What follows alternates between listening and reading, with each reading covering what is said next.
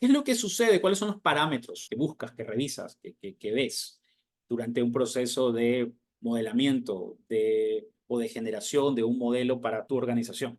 Primero tienes que ver si la cantidad de pedido va a ser fija, variable. Eso es clave. Normalmente es variable porque tu tipo de revisión es fija.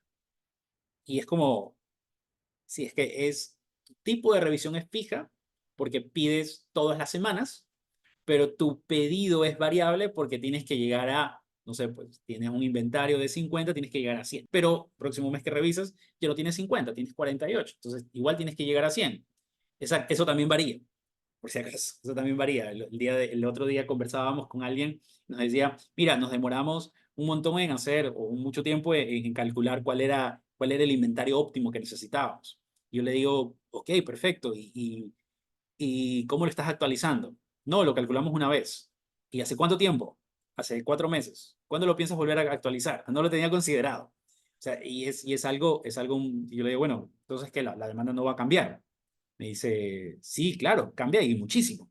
Entonces, debería cambiar ese valor con el cual vas a pedir. Entonces, tienes una cantidad de pedido que es variable, pero no solamente es variable eso, es variable la cantidad máxima, es variable el stock de seguridad, es variable la demanda. Entonces, sí, tu pedido de revisión es fija o es periódica y tienes en ese momento que pedir una cantidad específica, pero esa cantidad específica que tienes que revisar en un momento específico, pero la cantidad de pedidos es totalmente variable. Entonces, aquí tienes una cantidad de pedido, tienes que decidir una cantidad de pedido fija o variable, un tipo de revisión continuo o periódico, método de optimización, hay varios métodos de optimización, yo te voy a comentar tal vez de alguno, una cantidad que debería tener el sistema, de qué depende, cuál es la cantidad máxima que debo tener, de qué depende. Tengo un periodo o un punto de reorden. Mira, cuando el tema del periodo o punto de reorden se resuelve con el tipo de revisión normalmente.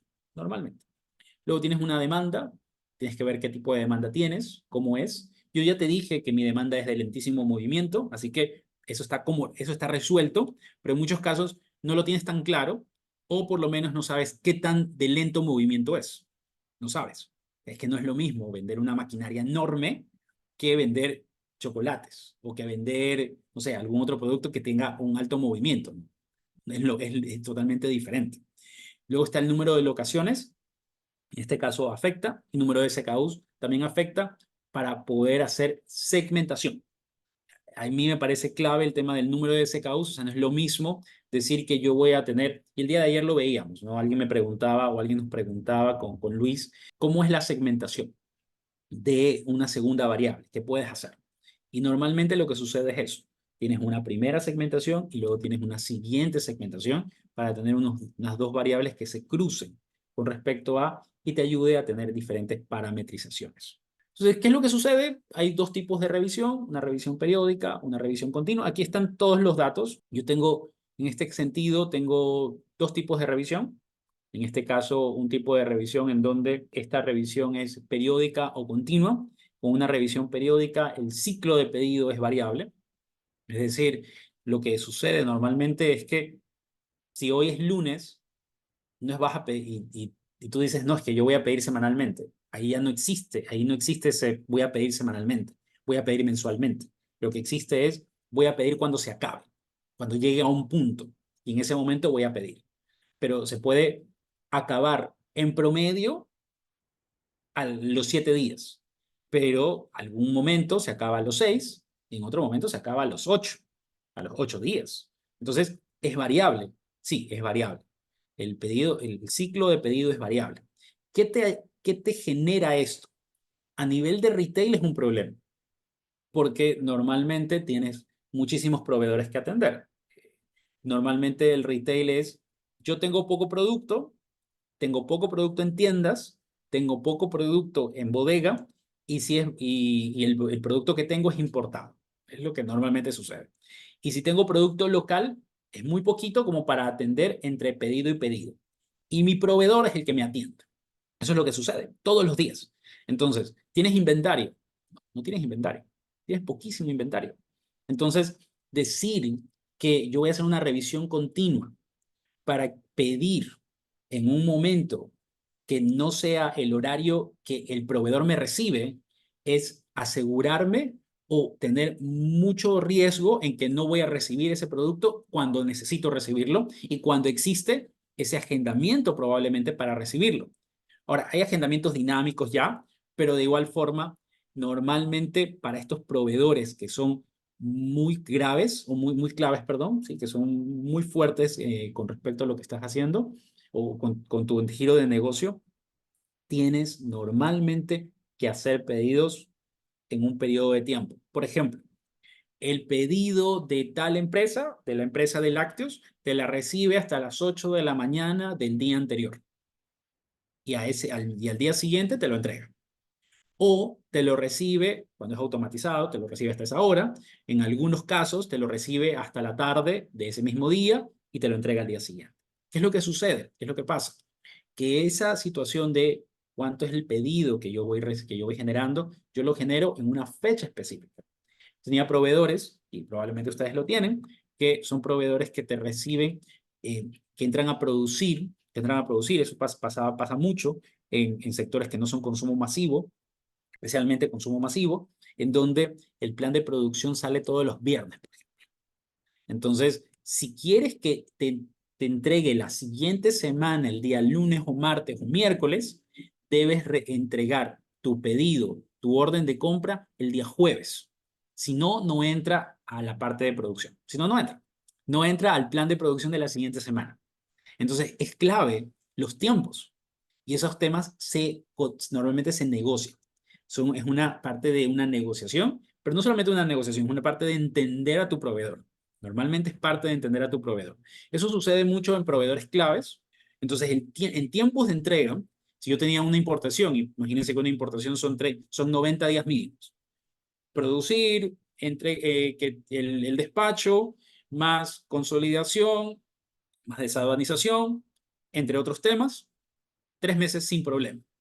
Si solamente en confirmar se me demoraba un mes más, era un mes más, 30 días adicionales que yo le subía, que yo le incrementaba a mi tiempo de entrega, lo que genera al final del día un mayor inventario. Entonces, ¿qué es lo que sucede? Esos tiempos son claves y la revisión continua lo que hace es que la revisión periódica hace que el ciclo de pedido sea fijo y eso funciona mucho mejor para sector retail. Eso funciona mucho mejor para el sector retail, especialmente cuando tienes pedidos que son semanales. Si tienes pedidos que son semanales, eso te funciona muy bien. Eso de ahí te funciona muy bien. ¿De acuerdo? Entonces, por aquí llevamos revisión continua, revisión periódica, nos quedamos con revisión periódica. ¿De acuerdo? En este sentido, tengo una cantidad de cuánto yo tengo que tener como inventario, me salto a la parte de cantidad de inventario al cuarto punto, me salto al cuarto punto, y aquí tengo varios puntos y me salto directamente al cálculo de stock de seguridad. Nosotros enseñamos, por si acaso, dentro de nuestra certificación, enseñamos aproximadamente unos 9 tipos de stock de seguridad. Aquí te voy a mostrar uno que es como el más utilizado, que vendría a ser la desviación estándar por la demanda durante el tiempo de entrega. ¿Ok? No es multiplicado durante el tiempo de entrega, debería ser como 1 hora de los recomendados, considerando desviación estándar, y un siguiente modelo que me sirve mucho para los productos de lento movimiento, ¿ok? Para eso necesitas saber los modelos que se utilizan, ¿de acuerdo? Y este producto de lento movimiento considera algo que se llama Poisson, ¿ok? Que básicamente es la teoría de colas, ¿ok? En este caso, el número de inventarios determina eso, ¿de acuerdo? Entonces, tengo este proceso que nos puede servir, ¿de acuerdo? Para lento movimiento, ¿ok? Vamos al Excel. El Excel necesitas tener la data. ¿Qué data necesitas primero? Producto, categoría, categoría. Categoría 1, categoría 2. Yo aquí le he puesto categoría 1, marca 1, ¿ok? Le he puesto si es importado o no es importado, algo que nos servirá para poder revisar si almacenamos o no almacenamos. Un costo unitario, un estatus. Luego de eso hago siempre un ABC y luego tenemos un XYZ, que es otra cosa, y básicamente lo que nos ayuda es saber qué tan variable es ese código. ¿Por qué es importante eso? Porque no es lo mismo abastecer un código A variable que un código C variable. Es decir, un código A muy variable, probablemente le vas a comprar el inventario para cubrir esa variabilidad. Probablemente sí. Un código C muy variable, le vas a cubrir el inventario, vas a comprar el inventario para cubrir la variabilidad. Habría que verlo. Yo tiendo a pensar que no. Y es justamente lo que sucede acá. Es justamente lo que sucede acá. Este tipo de definiciones nos permiten tomar decisiones en ese sentido. Por aquí he puesto la venta. ¿Okay? Son datos aleatorios por si acaso. Y con eso determinamos un pronóstico. Este pronóstico viene de otro Excel. Imagínense que ustedes lo meten en Streamline, ¿okay? O en algún proceso y les genera un pronóstico. ¿Cuál es lo riesgoso de acá de este pronóstico? Y es lo que quiero comentar, es el volumen. Porque ustedes no pueden sacar un promedio. Ustedes no pueden decir, voy a tomar un promedio de todo esto. Aquí lo que normalmente se hace es modelos de intermitencia, no se toman en cuenta ceros en algunos casos. El problema de eso es que cuando tienes un pico, por ejemplo, y ahí vas, cuando vas revisando la data, te das cuenta de que, por ejemplo, en un periodo de tiempo, o sea, imagínense un año, ¿no? Un año sería un periodo de tiempo, un periodo prudencial de tiempo para decir, ok, ¿se vende este producto, no se vende este producto? ¿Cuánto debo tener? Ese sería como mi análisis, en ese sentido, de cuánto tiempo necesito.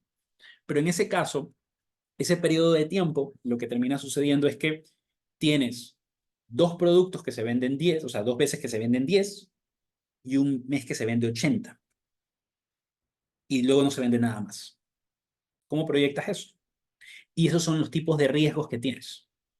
Y ahí tienes que tomar decisiones sobre qué hacer en esos casos. Entonces, lo que tienes que buscar es poder tener un proceso en donde planifiques la demanda y puedas encontrar esas diferencias.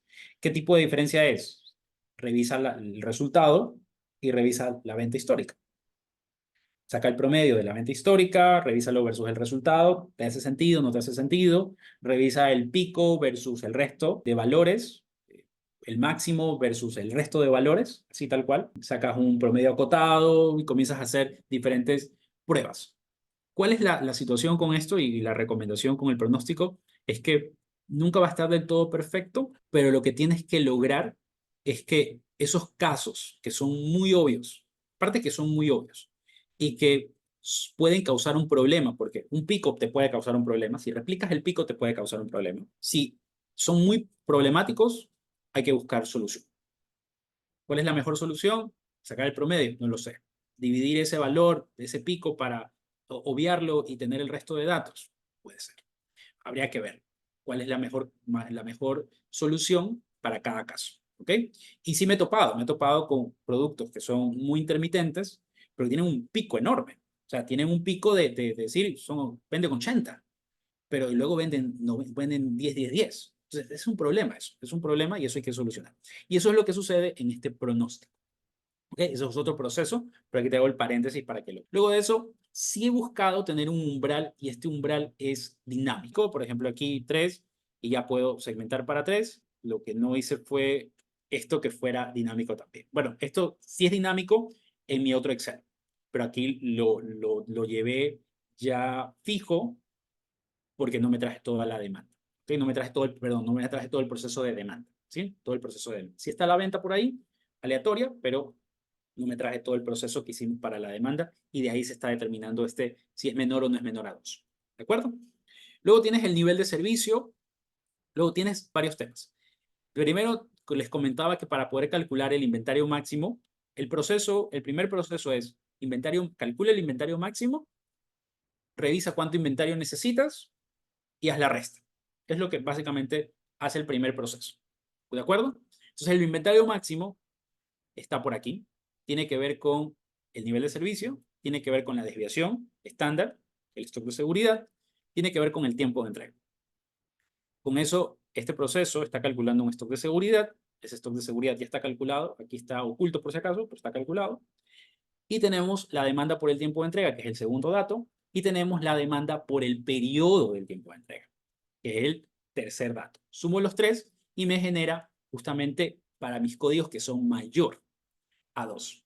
Ahora, ¿qué es lo que sucede? Yo estoy haciendo el cálculo en los dos casos. O sea, estoy haciendo tanto el cálculo para todos los datos. Y si te das cuenta, lo que termina pasando, que para el escenario de mayor venta entre comillas, ¿no? Porque mayor a 2 tampoco es mayor venta, de mayor venta, lo que termina pasando en realidad es que el valor máximo a pedir, o sea, ese inventario máximo, es un valor no tan alto. Tampoco es tanta la diferencia, pero ya le voy a cambiar algún dato acá, internamente en los parámetros, y vas a notar que el inventario, que este inventario, que es el inventario para productos de lento movimiento, va a subir. ¿Por qué razón? Porque este proceso estadístico le hace que el proceso, dado que necesites un mayor nivel de servicio, te sube la cantidad de inventario que necesitas. Y te sube en unidades reales, o sea, te suben unidades completas. Es decir, 1, 2, 3, 4, 5, 6. Te suben esa cantidad de unidades. Y es lo que sucede. Normalmente lo que va a pasar, en manera muy general, lo que va a pasar es que siempre vas a tener, ya sea un inventario con el proceso estadístico normal de distribución normal, que es justamente el mayor a 2, vas a tener un inventario un poquito menor. Y con respecto a un proceso de distribución de Poisson, que es justamente para productos de menor volumen, vas a tener un inventario ligeramente mayor, sin necesariamente tener un nivel de servicio mayor o menor, simplemente porque el proceso es así. El proceso estadístico es así, la curva realmente es así también. ¿Ok? En este sentido, con eso estamos viendo cuál es el inventario que yo necesito, ¿ok? ¿Cuál es el inventario que yo necesito en bodega? Estamos viendo el pedido de tiendas. Este pedido de tiendas, por si acaso, es el mismo proceso, pero a nivel de tiendas. Es decir, que la combinación es a nivel de tiendas. Es decir, que si tenemos aquí, estoy inventando, ¿no? 300 códigos y a nivel de tiendas tengo 30 tiendas, son 300 por 30. Y eso es lo que tengo que ir calculando. Pero ahí hay un problema que normalmente veo en muchos procesos, es que las tiendas no tienes claro cuál es, si tienes el código que sí debería ir a esa tienda y en qué tiendas no debería ir ese código. Entonces terminas teniendo un proceso de planificación en donde dices, sí, voy a comprar para todo, pero en realidad no deberías comprar para todas las tiendas, pues todas las tiendas no son iguales. Y ahí es donde viene la parte de la gestión del portafolio, que es clave en este caso.